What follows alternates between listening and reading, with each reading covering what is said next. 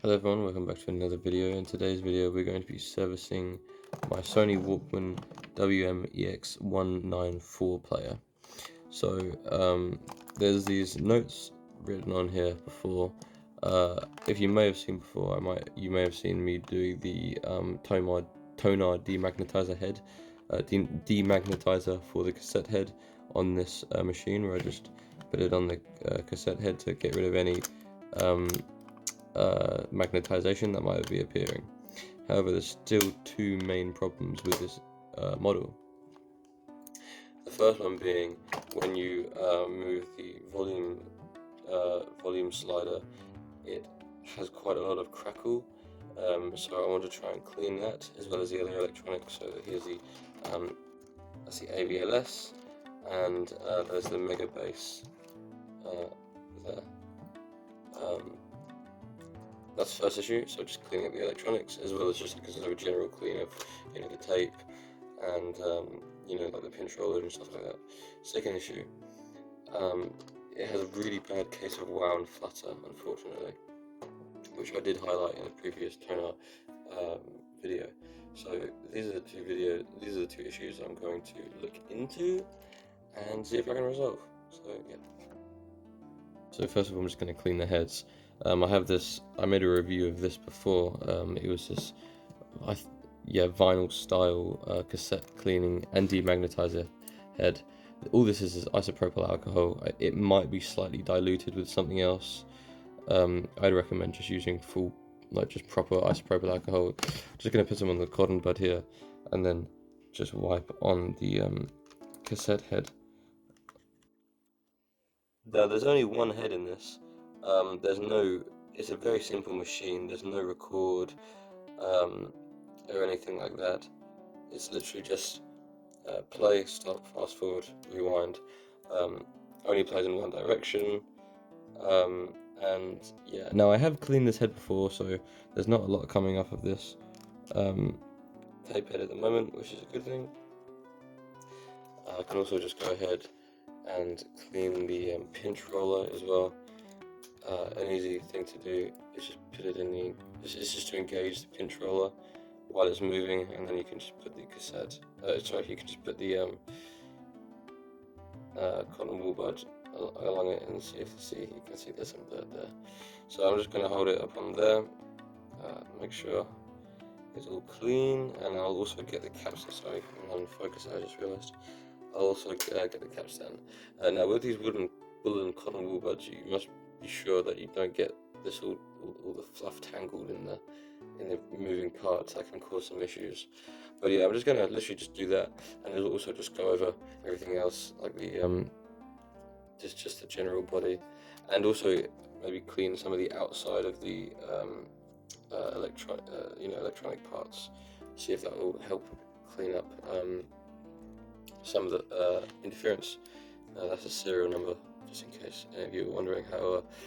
As you can see, this is a 1 in a million, so this isn't a very sought after cassette player. So yeah. Okay, so I just cleaned up everything. One thing I can do to try and fix a wow and flutter before I have to open this up is to try and roughen the capstan. So I cleaned it. It's completely silver. You can see if I play it, there's not really any marks on the capstan, so it's quite difficult to get into focus. But anyway, one of the biggest ways to fix it is if your machine has been used a lot, then you can try and roughen the surface, as it would be roughened at production to pinch the tape to pinch the tape. And as it's played over time, the roughness sort of wears down, and so the tape is able to slip between the pinch roll and the capstan. So I just get some sandpaper. This is 320 grit, so relatively high. And I'm just going to hold it onto the capstan as it plays, and that will hopefully roughen up the surface. Now there is a way to do it with chemicals. I don't have that chemical at the current moment, so I'm just going to use a more, I suppose you can say, industrial way. So you do need to be careful with this method, as you're not actually aiming to take off any material. All you're trying to do is roughen up the surface. So I would advise against using a particularly low grit sandpaper or whatever else, as you need this to be able to pinch the tape, because if this isn't pinching the tape, then, well, you're fucked basically. Your tape player isn't going to work at all, and it will be arguably actually worse than before. So just holding this for a couple seconds, I'll keep going back and forth and seeing if this is able to fix the issue. And yeah. So I try to roughen up the capstan. It did also occur to me, actually, if you use too high grit sandpaper, there's a possibility that you're actually just polishing it further, which obviously you don't want to do. Anyway, taking the batteries out.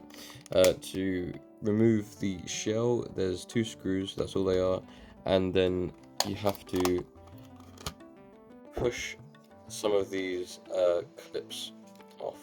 It's a little bit tricky, but it's all doable, and there's other clips around the edges, which can be a bit of a nightmare to get off. There's no screw in this hole, because I ended up just breaking the plastic when trying to pry it off. However, is what it is. I'll get this open and I'll start to do some further repairs. So this is off, this is it. Just like I said, just pried it off. There's only one screw that connects this, and it's just here, just that one there, and then these kind of hook. So I'm going to get a toothbrush, put it in the isopropyl alcohol, just try and clean up. You can see there's perhaps a tiny bit of damage there, and just try and clean it up. Other than that, I have some contact cleaner, which I'll literally just spray into these switches and this flywheel here to see if I can get that. I'm also going to take off this belt, because I had changed this belt originally because it didn't work. And what happened was, there's a possibility that I haven't properly cleaned these motor where it sits around on the flywheels, and maybe there's some residue which is causing it to slip. And there was a possibility of oiling up the capstan thing. However, it seems that's not going to be accessible unless I desolder these, which I don't particularly want to do if I don't have to, and also these wires here. But it's mainly this one. This is the main limiting factor, because the capstan thing would be under that flywheel, which is a bit difficult. Other possibility of the wound flutter is perhaps this spring rubber band that came wasn't tight enough, and it's slipping, and it's not gripping enough. But other than that, let's just get on with cleaning it. So I have this contact cleaner here. It's an incredibly large bottle. You can see actually in my reflection. See this? It's fucking ridiculous in the screen. It's kind of like I have a face cam, but like not. Anyway, so I'm just gonna spray some. It's kind of messy. It's not really necessarily made for this. And then here's the mega base stuff. Okay, cool. And I'm gonna have to just work that in. So I had done this when I used the isopropyl alcohol, but I just want to make sure I definitely get this. Luckily with this stuff, it dries. The alcohol doesn't really stick around for too long, which is good. It just sort of gets in where it needs to. So yeah, that was contact cleaner. That was an isopropyl alcohol. I'm not sure if I just made that clear or not. Hopefully that's gotten it. It should have done, because it was quite a hefty amount, and it did sort of get everywhere. I do want to just double check with this volume real, because I had tried to clean it before, however it didn't clean as necessary. So I'm just going to go over it a second time, and then let me just get my toothbrush. It's the actual toothbrush I use my teeth, but you can just soak it in water for a couple of hours. It would still clean your teeth fine. You're not going to get alcohol poisoning or anything. I'm not going to show that. That's literally just getting a toothbrush and putting it all over. Being mindful not to get too much on the gears. Not that it's necessarily a bad thing. It wouldn't kill anything, but it's not good practice. You know, avoid it if you can.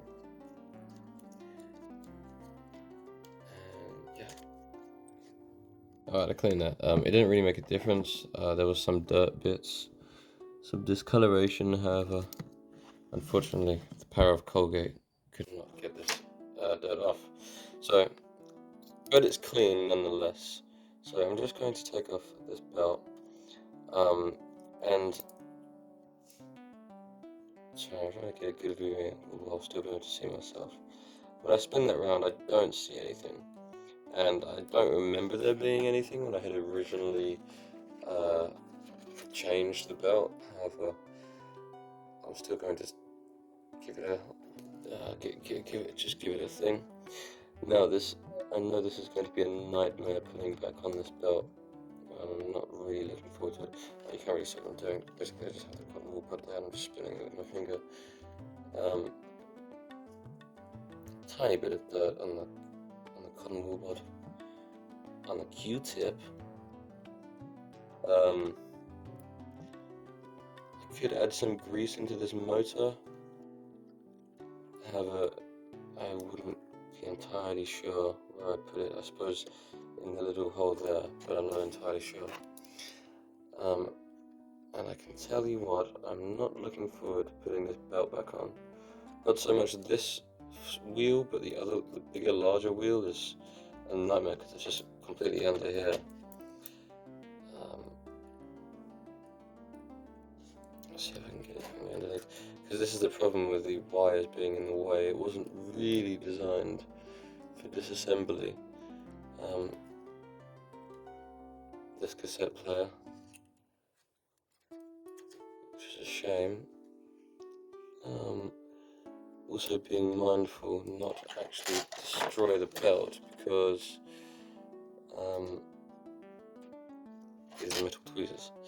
Alright, anyway, so then just taking it off on this side. You know, maybe taking it off is actually perhaps slightly more difficult than putting it back on in the first place. I'm not entirely sure how I'm supposed to do that. You know, I mean, even some of the issue could have just been to do with the belt not being placed correctly on the wheels. Perhaps it was twisted or something. I don't know. I would have hoped not, because I would have hoped I've been able to get it on correctly. But there's always that possibility, and that solution is a lot easier to fix than some of the other suggestions given to me. So. Okay, that's fine. So the where I got these ideas of fixing the wow and flutter was from a website called Fix Your Audio. It was this article just going through the different ways why you might be experiencing wow and flutter. I'll link that down below if I remember. And Christ, this is tricky, isn't it? Maybe I'll be a bit more comfortable if I use this, because I know I'm not going to break anything. I'm not even... okay, here we are. So, what I was saying was, there was this website called Fix Your Audio, and the title of the article is just called How to Fix Wow and Flutter or something, and they've been fixing lots of different cassette players through the years when they were popular, when they're not, from different companies, Sony, Iowa, whatever else they listed, I can't think off the top of my head. And yeah, this is what they listed as being some of the most prominent issues. So yeah, let me just try and clean. I really don't think there is anything on this flywheel, but like I said, the belt did perish, so there is that possibility. if this doesn't work, then I'm going to give another hand at just roughening up the capstan. If that doesn't work, then I'm going to try and order a new belt, and hopefully that will fix the issue, because you can sort of see, when I put it back on, the belt doesn't seem too tight. It still seems, so it's not focused, it does seem still quite loose.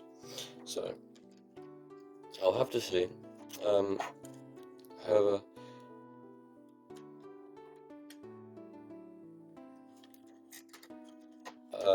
I'll just have to see. Now let's see if I can get this on without wanting to kill myself. You can see I have it there, but then it's still not fully on the other side, and this is where the issues come from. It's, you really need to take off the